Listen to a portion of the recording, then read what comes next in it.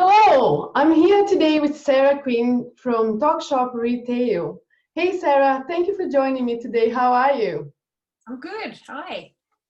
That's good. Now, Sarah, can you please introduce yourself for those who don't know you?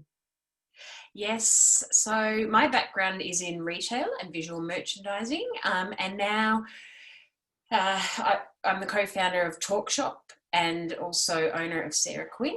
But we're now looking at how we can bring visual merchandising online, which is what we're going to go right into because it's a really exciting space and it's an area that we haven't really touched on much because we really haven't needed to.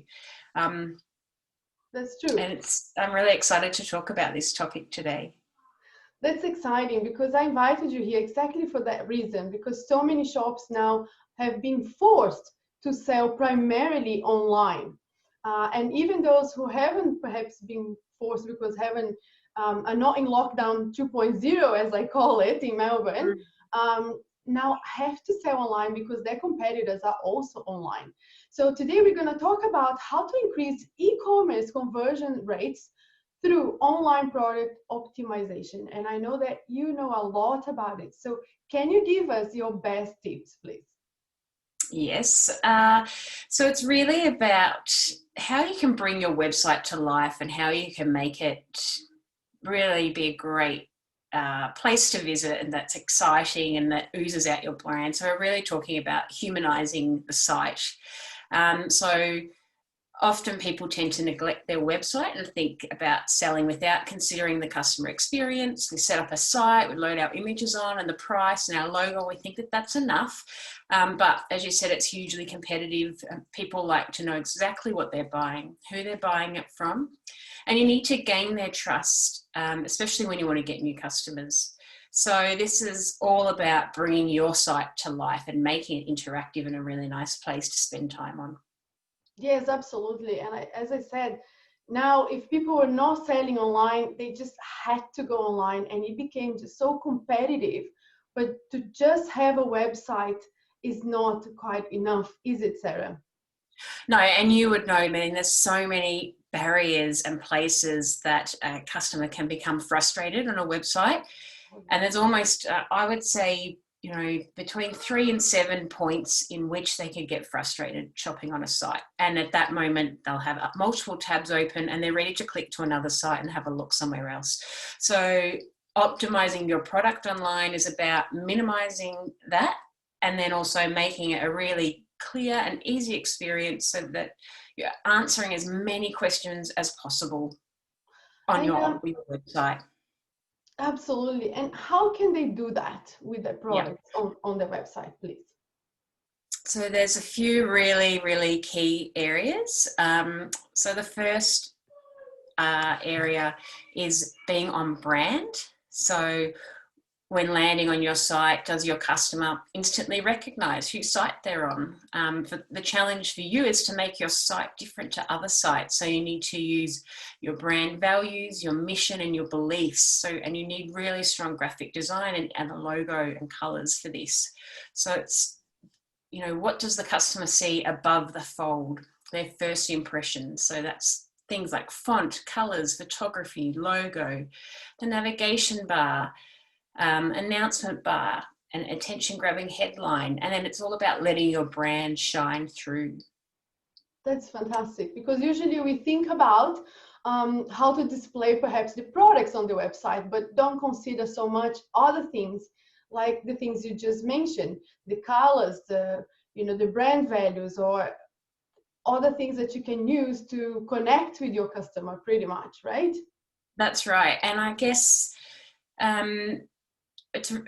if you've got a bricks and mortar shop, think of your landing page like your shop window. You're showing your brand. It's got to be clean, it's got to be neat, it's got to be new and exciting, and it's got to be on brand. There's no point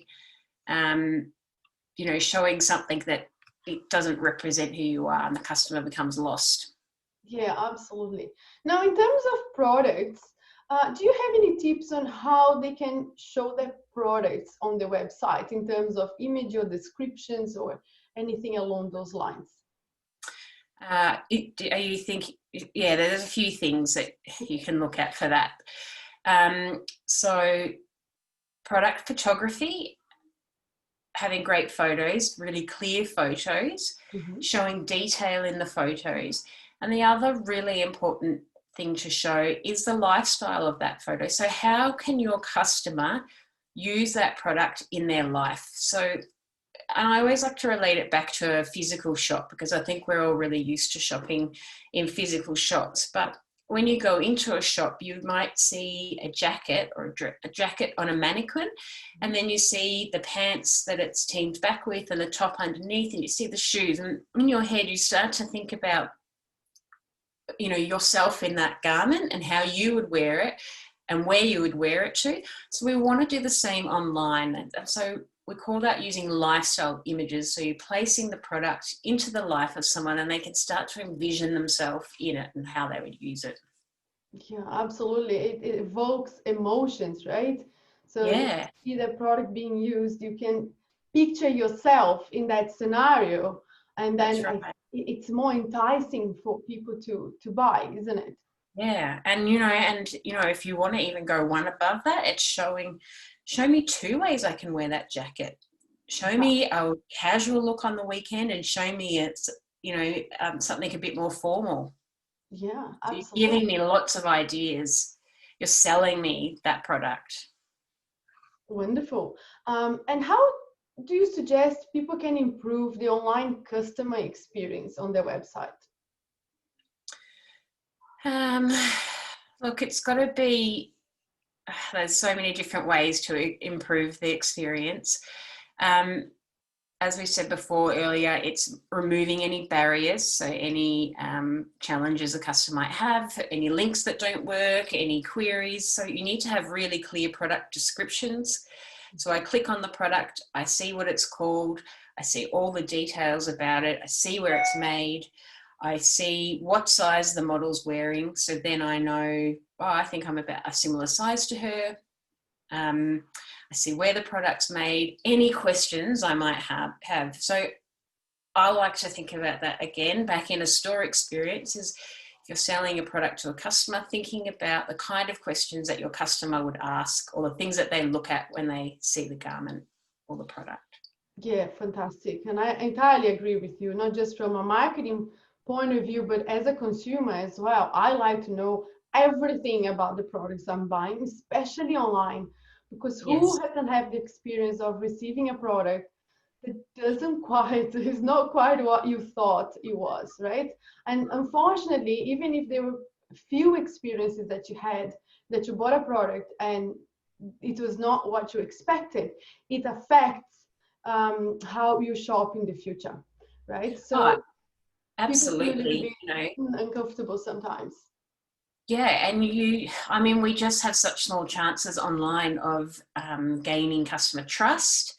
The moment we miss that in a beat or two instances, then I think we really look at losing that customer that we did once have. So we have to make sure everything is spot on. Yeah, absolutely. Sarah, do you have any more tips for us today? Yes, I do. So as well as product listing and transparency and being really clear about what the customer's buying, you can also look at the way that you group and merchandise your product online. So that's how they organize so that your customer can shop intuitively. And how can they find what they want, even though they might not quite know what that is. So there's a few ways that you can do this. You should be using the insights and intelligence from your website. So your sales, your analysis, and so for example, at the moment we're in ISO and we've seen a really big trend for loungewear at home. And you would recognize that in your sales. So perhaps you're selling a lot of tops and comfy clothes. So then all of a sudden you can start to create a new category that might be relative to what your customer's looking for. And it's really about how you can use the same product that you have, but rearrange it in a new way that shows a different look. Yeah, that's very interesting, because loungewear is something that you find so much now, because exactly because everybody well, not everybody, but most people are working from home.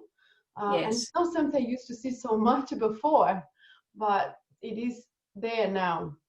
That's right. I mean, we've seen that big trend with, tracksuit pants being really dressed up. And prior COVID, there's a little bit of that, but now, we've seen, if you pay attention to what's happening on other sites, a lot of retailers are discounting bottoms, skirts, anything formal. So they're obviously not selling it, but it's using all of that information to regroup your product and call out new categories that are what the customers are looking for. And in terms of regrouping your products, I remember you've mentioned to me some time ago about how people can have different groups on their website, as in perhaps what's the most popular, or rearrange based on what's happening. That's right. Yeah. Yeah. So, I mean, a really great example of just what you said then is our best-selling product or our most popular products. That's a great category to have on your site if you don't have that already, because I know as a customer, I can go to that section. This is what people are loving right now from your brand, and I can feel confident in purchasing that, knowing that other people are buying that as well. So then you might have I'm just taking this back to using that jacket example. Yeah. So you might have tops, jackets, pants, and it's really thinking about what your best-selling categories are. So if it's winter, we'd want to see warm, cozy things in the main navigation and for the way that you group your product. Come summer, you might regroup your products differently and have other categories in that main navigation tab, remembering that you want to keep that really minimal, because the more choice we give customers, the more overwhelmed they feel. We want to guide them. We want to tell them what to buy. Yeah, no, that's very true. And I can say that from a marketing point of view, but also as a consumer. If I see many tabs on the bottom, when you have like 10, 12, I already feel overwhelmed, and I think I don't have time to go searching for what I need. I need to find quickly what it is that I'm after. So perhaps a search tool on a website can be very helpful for that as well, right? Yeah, that's a great way to do it. And then using those drop-down menus as well. So you have your main navigation tabs and then the drop-down. So what you're really doing essentially to optimize your site is constantly working it. You've got to treat it like a physical shop and put the same amount of time and energy into it, and into updating it, into keeping it fresh, into keeping it relevant, as you would with a physical shop. Fantastic. And would you recommend for retailers to have a blog on their website, or don't you find that relevant, for example? I mean, I know a blog's really good for SEO, and I think if you've got something really interesting to talk about that's relative, yes. And you could call that, what I think is really fun, is to call it something different, like the latest update. I don't know. I'm not very good at thinking of something on the spot, but something that's really relevant to your audience and to their lifestyle. Let's take an example. If you're a retail shop and you are located in a certain suburb, maybe you've got, the latest happenings and updates that are happening in your suburb and in your area, or places that your audience and your customer are going to be going to. New cafes popping up, Not so much right now, but yeah, that's right. No. Not in Melbourne, but in the rest of Australia, that's still happening locally. And I always say, if you have tips, if you can provide your customers with tips on what's trending, or how they can wear something, or any information, because in the shop you would get information, right? You can ask questions, and you would get certain information from the shop attendant or the salespeople that you don't have, and you don't have that opportunity on your website, unless perhaps you have a chat box as well. Which don't know how much that's helpful or not. Some people find it annoying, some people find it very helpful. What's your view on the chat box, by the way? I think it's great to have a checkbox. Is this for the opt-in, you mean? No, just the chat box where people can ask questions when they are on a website, the live chat. live chat is great. You know, what it says to somebody is that there's somebody else there on the other end of the line. And I've seen some really fun ones. You know, the first thought you might have is that I have to be there all the time, overnight, answering questions, but you don't. You can have chatbots vary from being very minimal, just having your face there saying, hello, how can I help you, to having common responses automated that can happen overnight while you're sleeping. But the chatbots can also let you know, hey, we're not here right now, but leave us a message and we'll get back to you at, when it's back in our hours. That's fantastic. Sarah, thank you so much for joining me today. If people want to know more, where can they find you? You can go to www.talkshopretail.com.au, or you can have a look at us on Instagram at the same handle, Talkshop Retail. We're also on LinkedIn, but we are based in Melbourne and cover Melbourne and Geelong, as well as remotely. We work with interstate clients as well when we can. Fantastic. Thank you so much again, and I hope to see you next time. Thank you so much. Bye, everyone.